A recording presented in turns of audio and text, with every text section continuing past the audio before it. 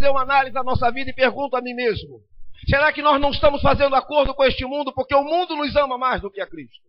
O mundo consegue nos aceitar de forma que parece que a nossa vida está sendo negociada, os nossos princípios estão sendo encaixados e adaptados ao mundo moderno.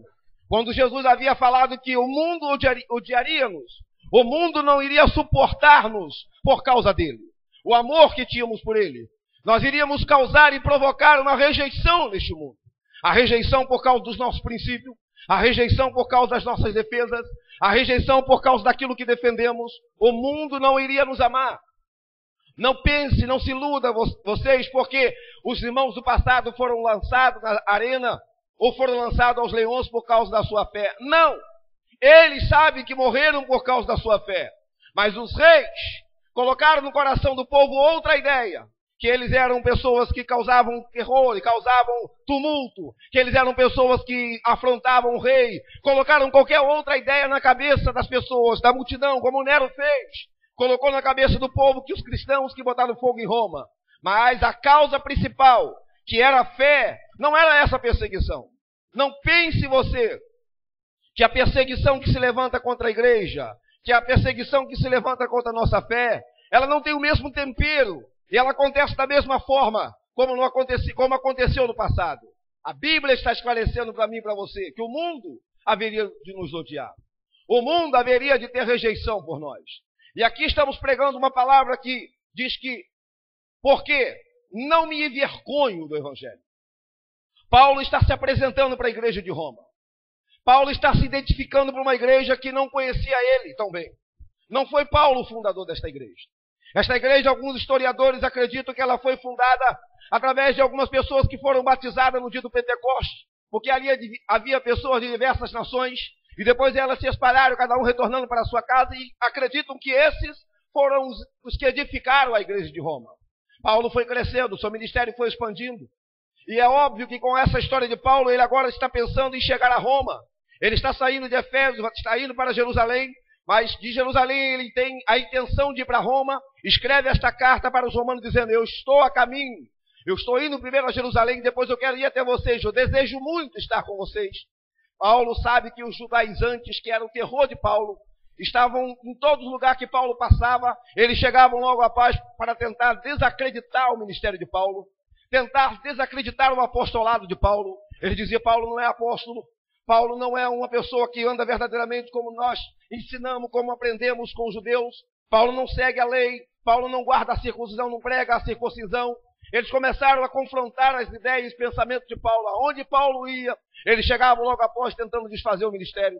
Como Paulo sabia dos judaizantes, ele escreve esta carta para Roma e na sua introdução ele já vai fazendo, ele vai encabeçando o pensamento e a ideia de sua defesa, do seu apostolado, do evangelho que ele acredita. Ele vai fazendo a sua carta, e o capítulo 1, ele é cheio de defesa, cheio de preocupação com o que poderia estar ocorrendo no coração dos romanos. E Paulo, deixando claro para eles, porque estavam tentando colocar uma ideia que Paulo pregava um evangelho diferente, Paulo diz: porque eu não me envergonho do evangelho de Cristo. Paulo está defendendo que o evangelho que ele estava pregando em outros lugares, e o evangelho que ele queria também continuar pregando para o povo em Roma, era o evangelho de Jesus Cristo. Não era um evangelho moderno, um evangelho adaptável, um evangelho que se conforma com a nossa vida mundana, um evangelho que não transforma. O que eu quero lhe chamar esta noite para entender este evangelho que Paulo pregava, porque o evangelho que nós estamos vendo hoje é um evangelho muito simples, é um evangelho indolor, é um evangelho que não leva dor, não gera mudança. Eu falava aqui na sexta-feira que as pessoas falam de novo nascimento, mas não entendem o que é novo nascimento. Eu tenho falado e continuo defendendo: ninguém pode nascer de novo se não passar pelo processo do parto. O parto não fala de um momento leve, de um momento de alívio, o parto fala de dor. Ninguém pode viver um novo nascimento se não tiver que viver também a dor. Ninguém pode viver uma mudança na sua vida se não entender a essência do processo de uma vida nova com Cristo, aonde as coisas velhas passam radicalmente da vida desta pessoa e tudo se torna novo na história dele. Não adianta dizer que você nasceu de novo se tua mente é como antes. Não adianta você dizer que nasceu de novo se tua vida com Deus se a tua vida com o mundo é a mesma, se teus pensamentos são os mesmos. Porque o evangelho que diz aqui o texto, no verso 17, porque nele se descobre a justiça de Deus, de fé em fé, como está escrito, mas o justo viverá da fé. O evangelho se descobre e a justiça se revela de fé em fé. A justiça de Deus, o milagre da transformação que ele gera em mim, ele se revela através de um processo que cresce dia após dia. A minha fé, ela não fica acomodada na mesmice. A minha fé não fica condicionada àquela rotina de uma fé que não tem crescimento, de uma fé que não tem uma experiência que aumenta com Deus. Mas a fé, segundo Paulo prega aqui, é uma fé que eu encontrei com Deus e eu continuo me encontrando com Ele todo dia. É uma fé que eu posso entender a evidência dela, o Evangelho, a evidência deste Evangelho. É que ele confirma todo dia que a minha vida com Deus está em processo de crescimento, está em processo de comunhão, está em processo de abundância, de conformidade com os princípios de Deus. E o texto em que Paulo fala conosco, porque não me envergonho do Evangelho de Cristo, pois é o poder de Deus para a salvação de todo aquele que crê. Há tanto movimento nos dias atuais que falam que é poder de Deus. Há tantas coisas que se tornaram show, que falam que é o poder de Deus. Mas observe, que quando Paulo descreve o Evangelho, ele define com um artigo dizendo, porque não me envergonho do Evangelho de Cristo, porque é o poder de Deus. Não é um, mas é o poder que os homens procuram. É o milagre que a humanidade está em busca. Porque em Romanos capítulo 3, versículo 23, diz que todos pecaram. Ele não disse alguns. Quando Paulo escreve a carta, ele escreve primeiro para os gentios, depois escreve para os judeus, e coloca todo mundo numa panela só e diz, todos pecaram. E destituídos estão da glória de Deus. Carecem, necessitam da justiça de Deus. Necessitam da misericórdia de Deus. Mas há um problema aqui. Os homens estão debaixo da ira de Deus. Os homens estão debaixo da indignação de um Deus santo. Como que esse Deus pode relacionar-se conosco? Um Deus santo não pode relacionar com alguém que é impuro. Um Deus justo não pode relacionar com alguém que é injusto. Um Deus bom não pode relacionar-se com alguém que é mau. Como que resolve então esse problema? Deus, vendo que era impossível ao homem salvar a si mesmo, mudar a sua história, mudar o seu caminho, ele traz Cristo, e diz o profeta Isaías que Cristo se apresenta para ele e se coloca à disposição de morrer pela humanidade, pagar o preço da ira de Deus.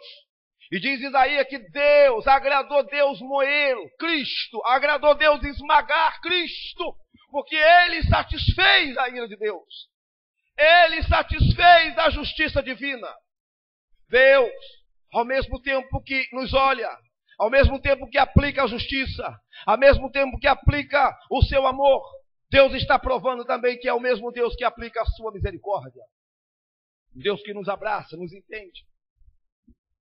O evangelho que estamos vivendo é um evangelho que as pessoas ela vêm e se mantêm do mesmo jeito.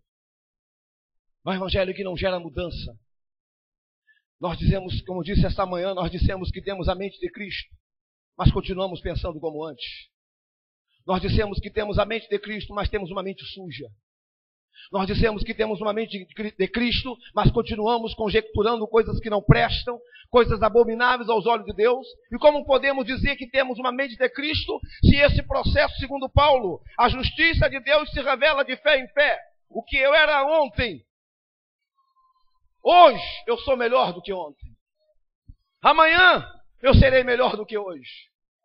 Olhe para cá, irmãos, por favor.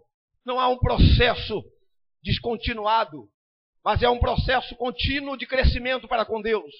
É por isso que o texto em 1 Coríntios 15:58 diz, portanto, meus amados irmãos, sede firmes e constantes, sempre abundante na obra do Senhor, sabendo que o seu trabalho não é vão nele.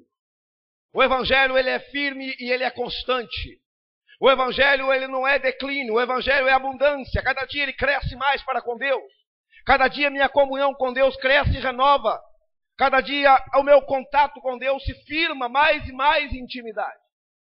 O que revela que eu ainda não vivi o evangelho?